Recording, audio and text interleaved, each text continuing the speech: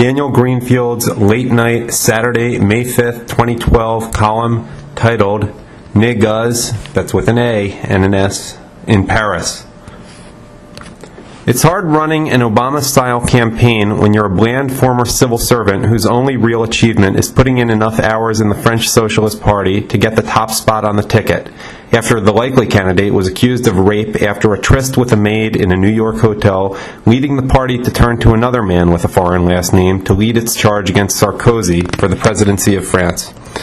It was easier to dress up Ségolène Royal in 2007 as a revolutionary candidate than it is to pass off Francois Hollande, who always looks like a tired bank teller on his last hour at work, as anything of the kind. If Hollande does become president of France, it will be as a party man who was in the right time and place to step in after flashier men like Sarkozy and Dominique Strauss-Kahn imploded. That hasn't stopped the press from gushing over Hollande anyway, as if there were anything to gush about, or prevented the release of 48H avec FH, a viral campaign video that tries to marry Hollande's sheepish campaign route with rap bravado. Set to Niggas in Paris, a rap song by Kanye West, French voters are treated to quick cuts of mainly African and Muslim voters showing their enthusiasm for Hollande, while Jay-Z and Kanye West make the usual boasts and threats transplanted to Paris that, in their own way, are every bit as tired and empty as Hollande. Hollande hardly appears in 48H avec FH, which is a smart decision. It's easier to sell him as a revolutionary candidate if you don't have to look at him or listen to him. It makes it easy to forget that, in this race, Marine Le Pen was the revolutionary candidate. Hollande isn't revolutionary. He's as much a figure of the reactionary left as Bo Xilai, the corrupt Chinese communist leader and former Red Guard who tried to revive the Cultural Revolution with his Red Culture movement. A clueless apparatchik of an old regime promising the old socialist virtues that no one can afford anymore. Niggas in Paris, a song inspired by Kanye West's trip to Paris, where he hung out with the fashion elite, is a perfect soundtrack for a fake revolution. West, the middle-class son of a Black Panther and a professor of English, is about as revolutionary as Hollande, part of a generation of rappers who make the usual ghetto boasts, but who are as suburban as neatly mowed lawns. The bravado of Niggas in Paris isn't that of a kid from the hood making it bigger than life. It's an obnoxious American brat visiting Paris. It's as revolutionary as Hollande or Obama, whose girlfriend related that he felt like an imposter because he was so white. There was hardly a black bone in his body. Hollande's banlieue tour in 48H avec FH tries to borrow the bravado of the rap star party circuit, and that seems about right when he's promoting economic policies that stop being socially relevant about the time that rap stopped being socially relevant. Hollande, like West, doesn't have anything to say. He's just around, capitalizing on cultural malaise and bad decisions. The banlieues, the suburbs, are one source of France's malaise, and Hollande, like Royal before him, is pandering to a source of easy votes. Unlike Sarkozy, who talks like Wilders before elections and then forgets about it afterward, he may even pay up on his promises. During the debate, Hollande did take care to affirm his Republican credentials. There would be no tolerance for veils or gender segregation. But French Jewish leaders have been warning against voting for Hollande in a country in which such preferences are rarely openly expressed by Jewish leaders. The peculiar condition of French politics has made it hard to find French candidates. Sarkozy is the son of Hungarian and Greek immigrants. Hollande is descended from Dutch Calvinists. Marine Le Pen was the only French candidate to score, and she finished third. But compared to the festering banlieues, Sarkozy and Hollande are as French as they could be. 48H avec FH summons up a different kind of France, a hip-hop nation equal to New Britain, a party land that happens to speak French but isn't French in any other sense of the word, a place where everyone votes the socialist ticket in between riding trains and taking photos of socialist candidates who venture down once every few years to ask for their vote.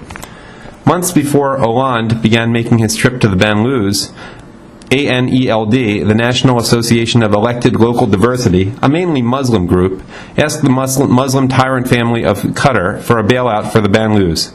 Qatar, in addition to taking a bite of European towers of finance, including the venerable Barclays and Credit Suisse, will be pouring $50 million into the banlieues. The only candidate who seems concerned about this is Marine Le Pen.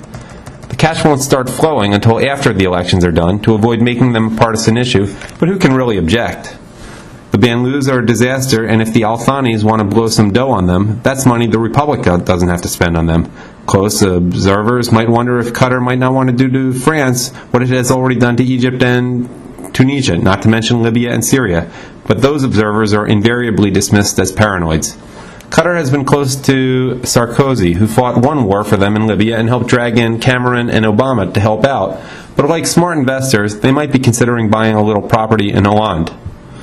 While Sarkozy is good for Qatar's international ambitions and business interests, he's not the man that French Muslims need. Sarkozy's Islam policies have been weak, but there's always a long way down.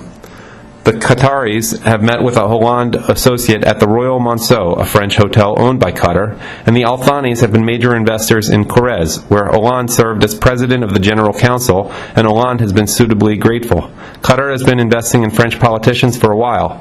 Take Jean-Christophe Lagarde, a vice president of the National Assembly, executive chairman of the New Centre Party, and president of the Assembly's friendship group with Qatar. Hollande is all for higher taxes, but Qatar wants to make sure that the higher taxes don't apply to them.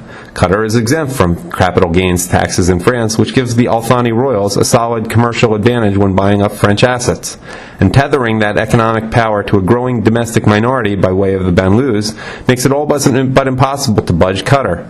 With the Banlieus, Qatar doesn't just have some French banks and hotels, it has the Muslim minority with all its ready capacity for violence at its disposal.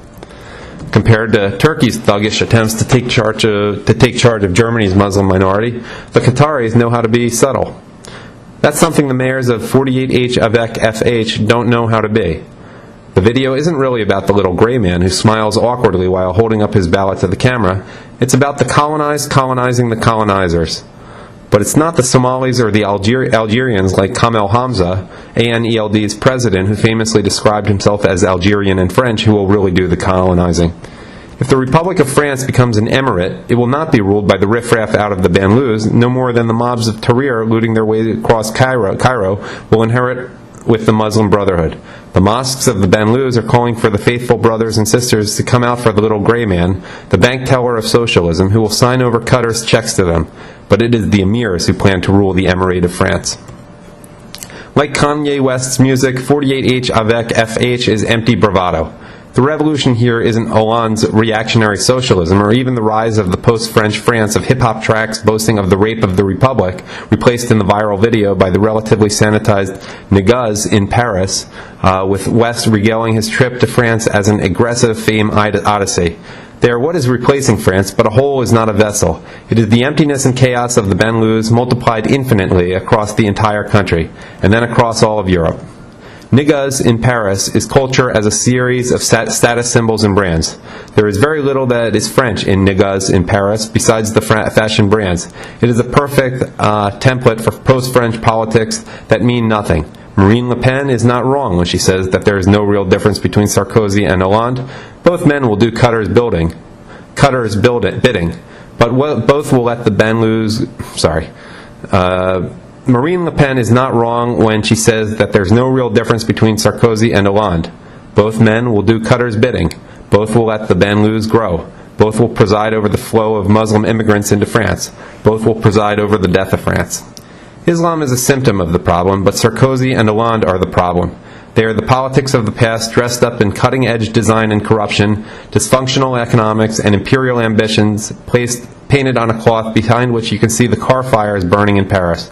The cloth is as thin as niggas in Paris or one of Obama's slogans, all ambition and bravado with no substance. Hollande, the likely beneficiary of the dissatisfaction with Sarkozy, is a placeholder for the long fall of the Republic into night. The Qataris are buying up France, and the Banlieus are swelling because of the malaise leading to the fall. They are the phlegm and sputum that show the presence of the illness, but the illness is there in the body of the nation. The short-term debates over economic growth will define the election, but the long-term future will be defined not by elections and not even by demographics alone, but by the soul of a nation.